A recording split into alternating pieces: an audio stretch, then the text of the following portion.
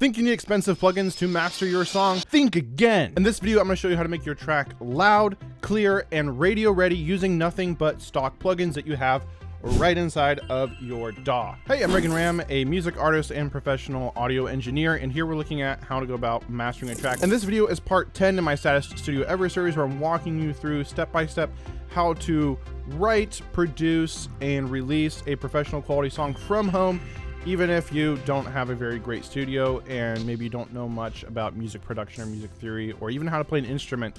So here we are going to be mastering our track, so we're close to the end here. And if you want to make sure you don't miss out on any of those other videos, it's basically like a complete beginner's guide to music production and mixing. Then be sure to sign up for that. I'll have a link below where you can sign up, or go to orpheusaudioacademy.com/SSE, and you can get all the lessons and all the resources that I've included in this, which is basically a free step-by-step course on how to become a music producer. So now we're getting into mastering. So first off, what is mastering? Basically, it's just the final step of post-production where you take your mix and turn it into a commercial quality song, making sure mainly that it stacks up tone-wise and volume-wise with the standard out there, with all the other songs out there. So when I first got started, I didn't know mastering was a thing, and I kept creating songs and I'd burn them onto CDs, or I'd listen to other songs and I would notice my songs are always so much quieter than all the other songs. I'm like, what the heck's going on? So it turns out there's this final step called mastering. So I'm gonna walk you through how to do that. I'm gonna show you how to do it just using stock plugins. And then at the end, I'll also show you some of my favorite pro plugins as well. First off, there's one really cool trick that you wanna use when you're mastering, and that is to use a reference track. So I got a couple of reference tracks in here. I'm mainly going to be using this one, which is Days of Thunder by The Midnight. And I'm just going to highlight the chorus here. That's kind of the most important part of your song. So when you're mastering, you want to be listening to the loudest part of your song, which is typically your chorus. And I kind of lined up the chorus of my reference track with that. And so what we want to do is we kind of want to listen to the reference track and listen to our song and listen to the tone and hear what our track is missing. But we also want to make sure we're listening to apples to apples, because this is a professionally produced song, so it's going to be pretty loud. And so I could turn the volume down on this, or I could turn the volume up on my track. In this case, I'm just going to throw on the limiter first. Now you always want your limiter to be at the end of the plugin chain, but here, and it is at the end of my plugin chain, but I like to always have the limiter on first. That way you're hearing it at the correct volume levels. You're hearing it going into the limiter. So any other changes you're making, any other plugins you add, you're hearing those with the limiter in mind. So it's like working in together in synergy. We want to kind of match this volume wise. So if we listen to our reference, and then I've got a bunch of metering plugins here on the stereo out, Insight 2 here to really get detailed numbers. You can also just use like a simple volume meter here. This one's by Waves. And then we want to look at target. So how loud should your track be? So a good target range would be right around 10, minus 10 LUFS. And so you can set that here right on headroom. You can choose what you want your target to be. So 10 here is the same as minus 10 over on the actual like meter. And that's not peak volume, that's average volume. So LUFS right here. So we got peak, right, LUFS. So we'll just see what our reference track is. So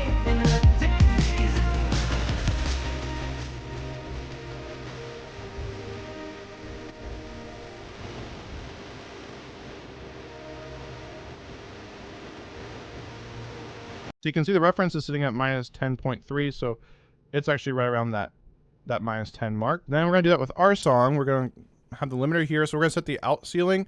I like to do about 0.5. Some people say to go all the way to -1 if you're going for like streaming platforms, to prevent any kind of like potential issues with conversion to digital platforms. But I think 0.5 is fine. And this is just the stock adaptive limiter plugin inside of Logic, and it only can give you 12 dBs of gain, unfortunately. If your mix is at the proper level, that should be enough. So basically when you are finishing your mix, you want to sit around minus 23 LUFS.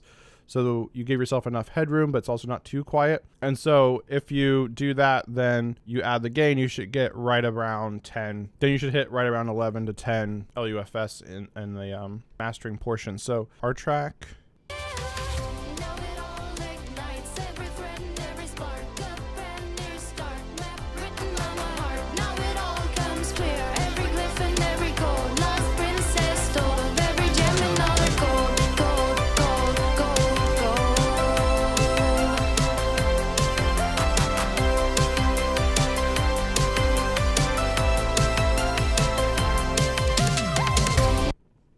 So this has it sitting about 1 dB quieter than our reference, which is fine, but you can see the average is right around 0, which means we know we're hitting at the calibration of minus 10 LUFS. So our average volume level is pretty good right there. So we know our volume level is good. So now we can look at how we can go about sweetening this track. And in the previous video, I did mixing. I already put a lot of plugins on the mix bus. So if you want to check out that video, I'll have a link to that below. So I've kind of already applied quite a bit of processing to the whole track already. So I'm going to not be doing that here in the mastering phase, or not being redundant and not over processing. So some things I added were like, I know I added EQ, I think mid-side EQ. I added compression, so bus compression, kind of glue compression. I added some tape saturation, and then we added in some harmonic enhancement. We added in some stereo widening, and then just other like EQ enhancements and some clipping, soft clipping as well. So it's already kind of has a lot done to it. So we want to be careful not to do too much here. There's really only a couple of plugins we want to do here. So we're going to look at adding maybe a little bit more EQ, maybe some compression in that limiter, and then we're pretty much good for mastering. So here is the EQ curve I'm adding. First off, I'm doing a low pass and a high pass filter here, rolling off the super lows and the super highs. So here I'm right about 30 hertz. I'm doing a 12 dB per octave for both of these, so it's a pretty gentle curve. And we're just getting rid of all that super low end rumble. That's not really audible, but just kind of useless energy. Same thing with the highs, are just like super harsh or potential noise that we don't want. And so this is something that we would do all the time working in a commercial studio where I was trained. And then in the middle here, I'm just kind of listening to the reference and listening to my track and trying to hear like what kind of regions am I missing tonally. And so my bass seemed to be a little bit weaker than the reference, so I'm boosting my 2 dB. I'm not a huge fan of this Logic EQ just for mastering, because it looks so tiny what you're doing, but it's actually quite a bit 2 dB, because usually when you're mastering, there's kind of the 2 dB rule, which you don't really want to boost or cut more than 2 dB. Obviously rules can be broken, but in this case I felt like that was about where I wanted it. I cut a little bit here around 300, and I boosted up here around close to 8,000 hertz by almost 2 dB. So you almost can't see that, but that's almost a 2 dB boost there. You can see, so it's kind of boosting the highs and then cutting that. So that's kind of what we're going on here. So it's a low shelf and a high shelf. So I'm kind of getting what is called like a smiley face kind of EQ curve here, and cutting out a little bit of those low mids as well. So we'll hear before and then after.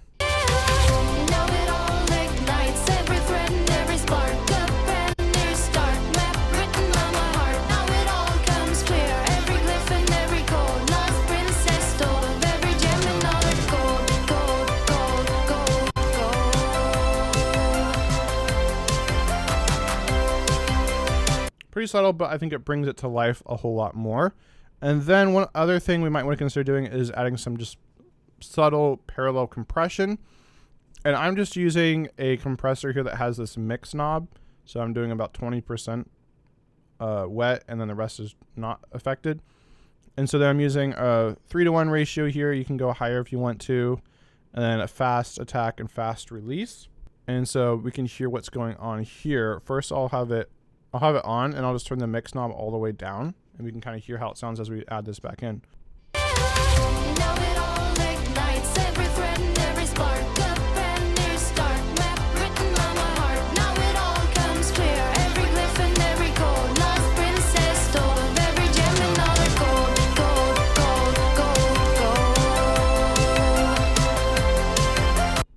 So that's pretty cool, but we're getting a lot of volume, a lot of gain add. We could even balance that if we wanted to.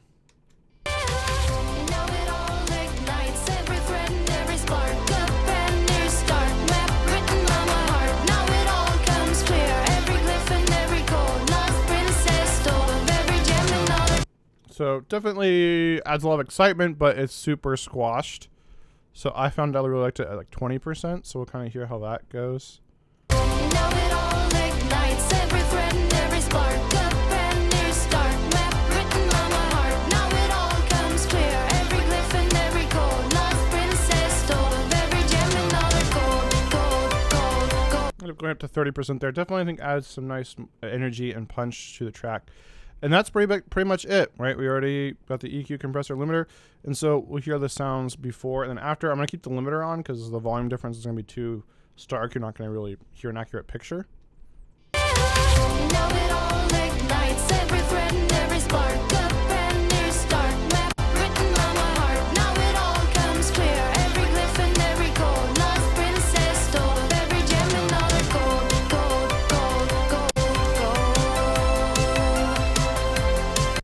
And then if they were all off, this is how it would sound. Now it all ignites every thread and every spark. A brand new start, map written on my heart. Now it all comes clear. Every glyph and every code. Lost princess. Obviously, big difference there. And that's pretty much it. Your song is mastered. And if you have a good mix, that's really all you need. You don't need to do a lot in the mastering phase. So there you have it. Your song is ready. Now I'm going to show you some of the cool pro plugins that I really like to use. But real quick, speaking of creating a good mix, be sure to grab my free mixing cheat sheet in the description below. This walks you through a proven step-by-step system for mixing your tracks so they sound amazing and pro quality every single time. It even gives you some really cool EQ and compression cheat sheets for all of your most common instruments, so you know exactly how to EQ and compress all those different elements. And also it gives you a really simple step-by-step workflow that you can follow for when you are mixing, so you know that you can finish more music and be proud of the results. So this guide's completely free. Get in the description below or go to orpheusaudioacademy.com/mixing checklist. All right, so here are some of the pro plugins I'm using. I'm still using the same EQ curve here. Then I'm adding this Smooth Operator Pro. This is a pretty new update by Baby Audio. I should do a full video breaking down this plugin. It's really cool. But this is a resonance suppressor, so it's kind of using AI to find those problem frequencies and remove them. I think it's AI. I could be wrong about that. But we're using this gentle mix bus curve here, and we can hear what this sounds like before and then after.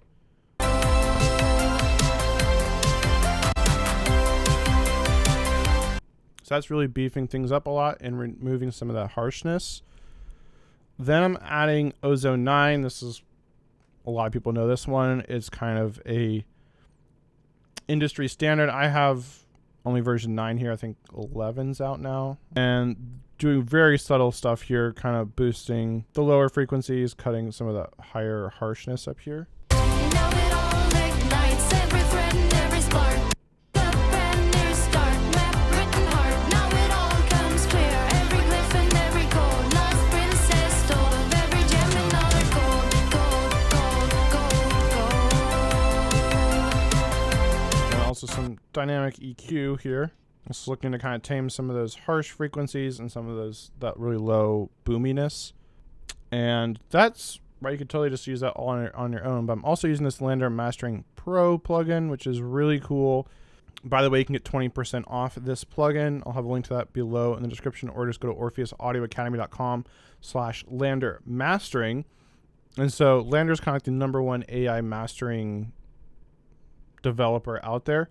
So if you're looking for AI mastering, this is the #1 tool for you. I did a full video breaking this down as well. Links to all the other plugins will be in the description also. And so this will listen to your track and then kind of master it for you. And so I'm using this at the very end here. And I noticed it was a little loud, so I turned it down. And then I tried to add some more smoothing compression because I felt it was a little too punchy, a little too like brittle, a little too transient. So I was trying to kind of smooth things out there, and I was listening to it and it sounded a little too low heavy. So let me see what this sounds like now.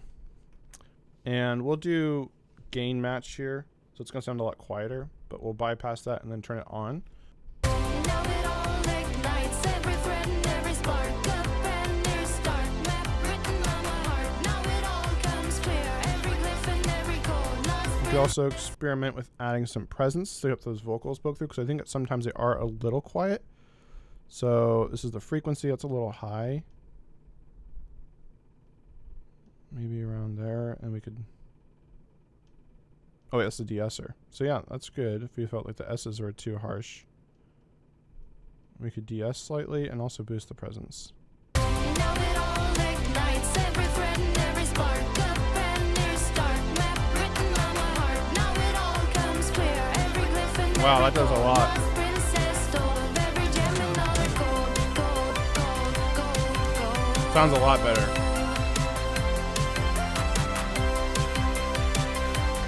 Wow, it's crazy how big of a difference that is. So then we'll hear our pro version, which is our free version. So here's our free version using just the free stock plugins. Now it all ignites every thread and every spark. A brand new start, map written on my heart. All comes clear. Every glyph and every gold. Lost princess stole of every gem and all the gold. Gold, gold, gold.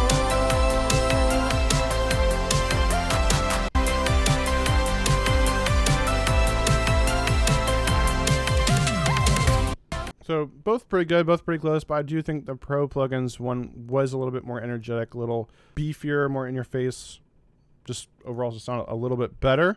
So obviously you're going to get that with pro plugins, but you can hear between the difference between the pro and the free is pretty small. So if you can't afford pro plugins, that's totally fine. Just use what you have for free. Or if you have to invest in something, I definitely do recommend the Lander Mastering Pro, because you can hear that made a huge difference. Really simple controls, so you don't have to be some kind of mastering wizard. And it's really affordable, way more affordable than something like Ozone, and which can be really complicated, and sometimes you can do more harm than good with that because of how complicated it can be if you don't know what you're doing. But this is really easy to use, sounds great, and can help you master your songs really quickly and easily. You can see you even have the stereo field here, so you can add some widening if you want to. You got your equalizer here. You also have these different modes here. Open is a little bit more brighter, more modern. Warm, a little darker, more vintage. And you can see the different controls here. We can add more smoothing compression or punchy compression. There's even saturation here, which I'm not using.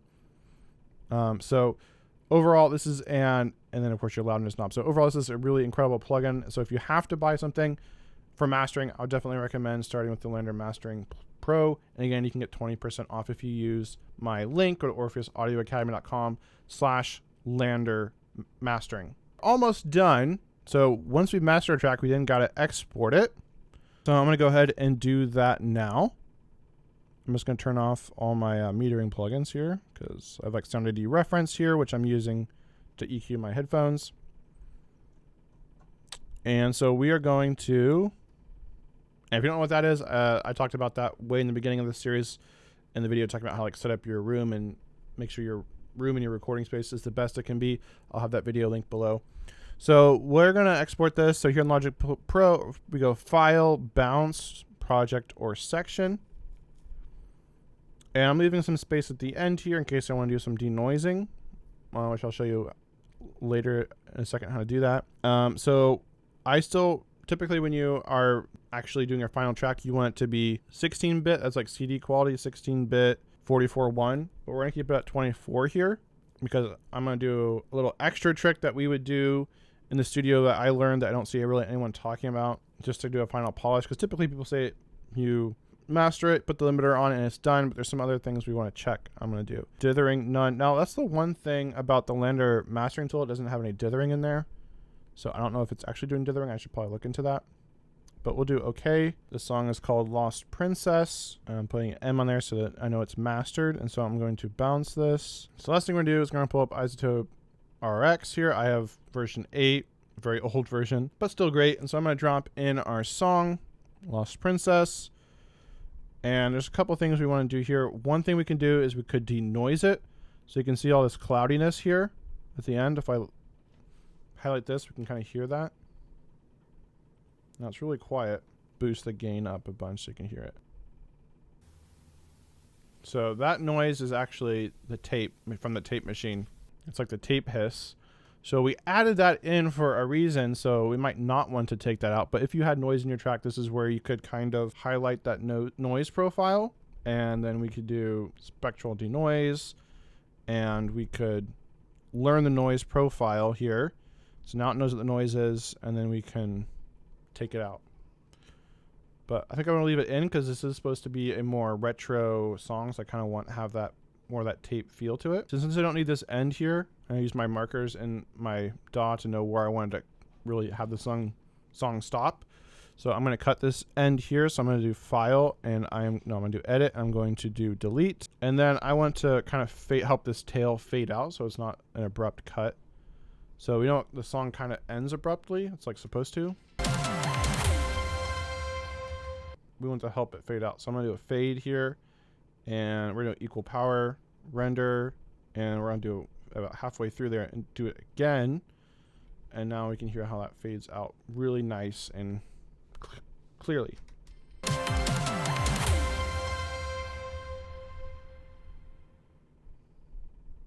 And of course you could do a fade out inside of your DAW too, but I just wanted to do that there. And then if there's any other problems, we could go through and find it. The cool thing is you can actually load plugins in here as well. File, export, and then we'll do 16-bit for CD quality, and we could go ahead and dither. So what we're doing with dithering is you're basically introducing noise to try to smooth out some of the curves of your digital waveforms, right? Because all your audio is being replicated with ones and zeros. It's now digital. It's not an analog signal anymore. It's all inside the box. And so that can lead to small quantization errors that can make things sound not quite right. And so by adding in dithering, it can, in a sense, basically just improve the quality slightly, help it sound a little bit more natural. And so we can use white noise, which is basic dithering here. Adds a small amount of noise to the signal before quantization to prevent the introduction of audible artifacts when you reduce the bit depth like we're doing here. And white noise has equal energy per all frequencies. Or we could do noise shaping here, which takes the basic dither noise and reshapes it to make it less audible. Does this by concentrating the noise in the more upper frequencies where the ear is less sensitive. So it's supposed to reduce the impact on the audio spectrum. So let's try that, and we'll do OK, and we're going to just call this Lost Princess Final. And now our song is done. And now we're ready for the next lesson where we're going to walk through how to actually upload your song to Spotify, Apple Music, YouTube, Amazon, and so on, all the different streaming platforms and digital stores the right way so that your song sounds amazing, it's released on time, and you earn all the royalties you are due without having to worry about any extra fees or the distribution company taking a cut from you. So go ahead and click the video on the screen right now, and it'll take you to the next part in this series where you can actually get your music released out into the world.